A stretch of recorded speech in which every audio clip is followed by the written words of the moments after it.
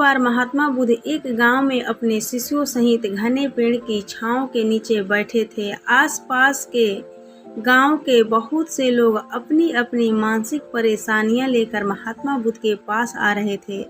महात्मा बुद्ध उन सब की मानसिक परेशानियों का समाधान देते। सब लोग खुशी खुशी अपनी समस्याओं का समाधान पाकर वहां से लौट रहे थे।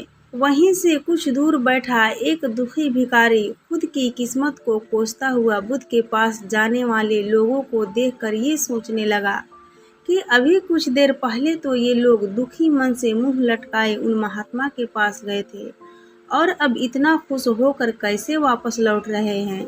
आखिर माजरा क्या है?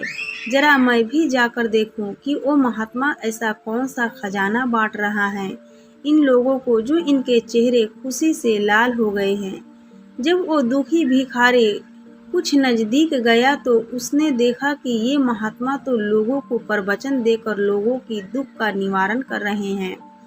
ये देखकर भिखारी के मन में भी तीव्र इच्छा हुई कि क्यों ना मैं भी अपना दुख इन महात्मा को बता दूं।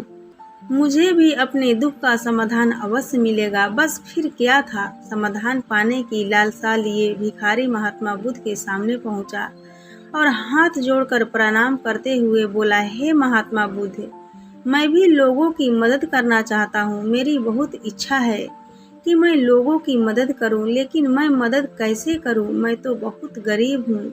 ना तो मेरे पास धन है, ना ही कोई वस्तु जिसे मैं किसी की मदद कर सकूँ। मैं चाहकर भी किसी की मदद नहीं कर सकता। मुझे भगवान ने इतना गरीब क्यों बनाया? हे महात्मा, मुझ पर कृपा करो। इतना बोलते हुए भिखारी रोने लगा। महात्मा बुद्ध बोले, तुम बहुत अज्ञानी हो, क्योंकि तुम अब तक इस भ्रम में जी रहे हो कि तुम्हारे पास कुछ भी नहीं है, जबकि दूसरों को कुछ देने के लिए तुम्हारे पास बहुत कुछ है। तुम बिना धन और वस्तु के भी दूसरों की मदद कर सकते हो। तुम्हारे पास जुबान है जिससे तुम मीठे शब्द बोलकर किसी के दुखी चेहरे पर मुस्कान ला सकते हो। इन्हीं शब्दों की ताकत से तुम किसी के भी टूटते हौसले को फिर से मजबूत कर सकते हो।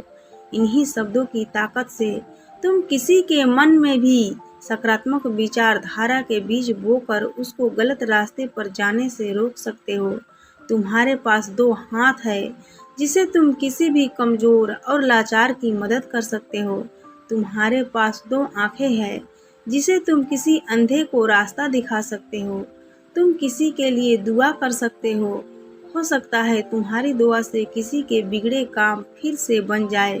तुम किसी के अच्छी सेहत की कामना कर सकते हो, लेकिन अज्ञानतावश तुम अब तक इस बात को समझ नहीं पाए और इस भ्रम में अब तक जीते रहे कि तुम्हारे पास मदद करने के लिए कुछ नहीं है।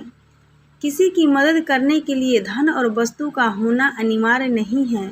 बिना धन और वस्तु के भी हम कई प्रकार से लोगों की मदद कर सकते हैं। महात्मा बुद्ध की ज्ञान भरे इन सुंदर वचनों को सुन भिखारी के चेहरे पर मुस्कान आ गई और वो खुशी से झूमता हुआ वहां से चला गया। तो दोस्तों, देखा आपने महात्मा बुद्ध की इन बातों से कितना ज्ञान जानने को मिला।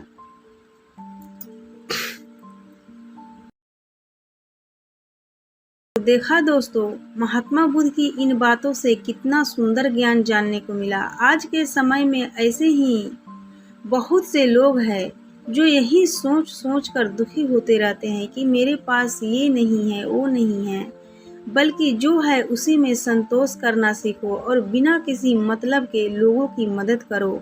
इन्हीं से आपको परम सुखी की प्राप्ति होगी। तो दोस्तों, ये कहानी आपको कैसी लगी कृपया हमें कमेंट बॉक्स में कमेंट करके ज़रूर बताएं और साथ ही अच्छी लगी होगी तो अपने दोस्तों के साथ ज़रूर शेयर करें और साथ ही इस चैनल को सब्सक्राइब कर ले और बेल आइकन को प्रेस कर ले ताकि जो भी नई कहानी वीडियो आए उसका नोटिफिकेशन